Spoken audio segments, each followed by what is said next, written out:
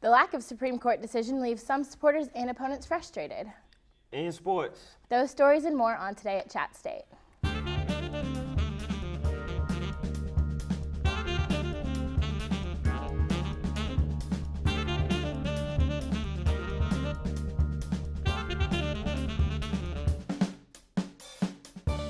Hi, I'm Brandon. And I'm Annie. So what are you doing for fall break? Taking a couple trips to California. What about you? Going home to hang out with my family for a few days. But California sounds like more fun. Sorry, Mom and Dad.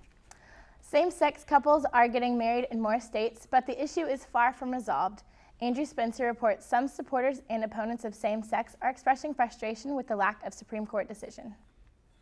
Two men who sued the state were among the first to get their marriage license in Virginia. Were among the first to get their marriage license in Norfolk, Virginia. It was a pleasure. Thank you so much. It was a pleasure suing you. Their case ended this week as the U.S. Supreme Court refused to issue a ruling on laws banning states from recognizing same-sex marriages. 5 states defending those bans now have to start issuing marriage licenses.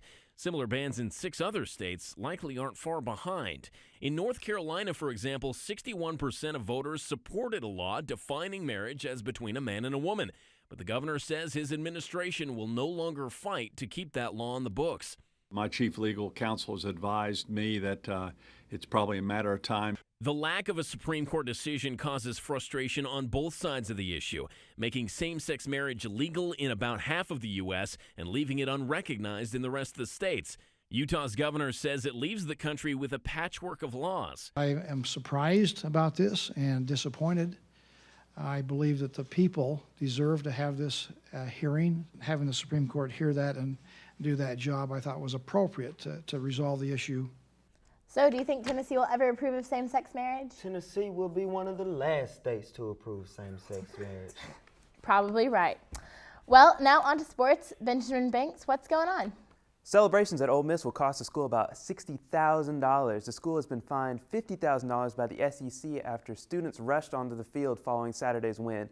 Another $10,000 will be needed to replace the goalpost after students took them down.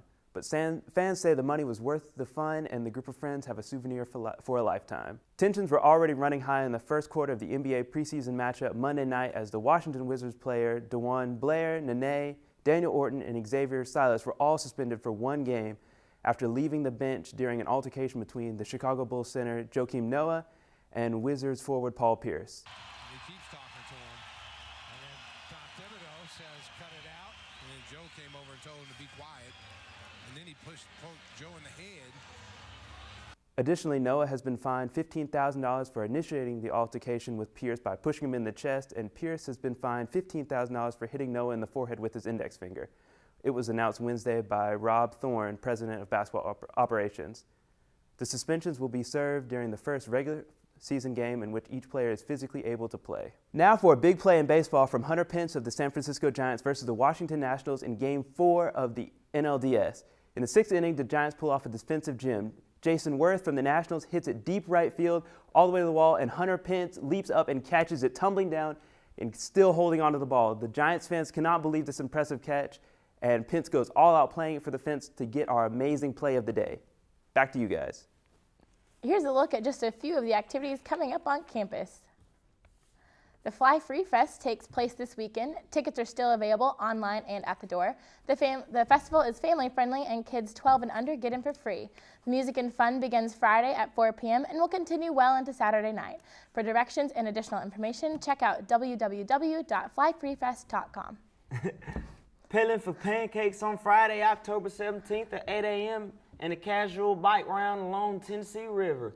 The IM Rec Department hosts the event to encourage physical activity, but rewards participants with plates for pancakes. If you need to borrow a bike, you can, but please reserve it with them at imrec@chattanoogastate.edu. Well, that's it for today at ChattState. Be sure to check us out each week online and on Comcast Cable 3. Have a great day. Make good choices.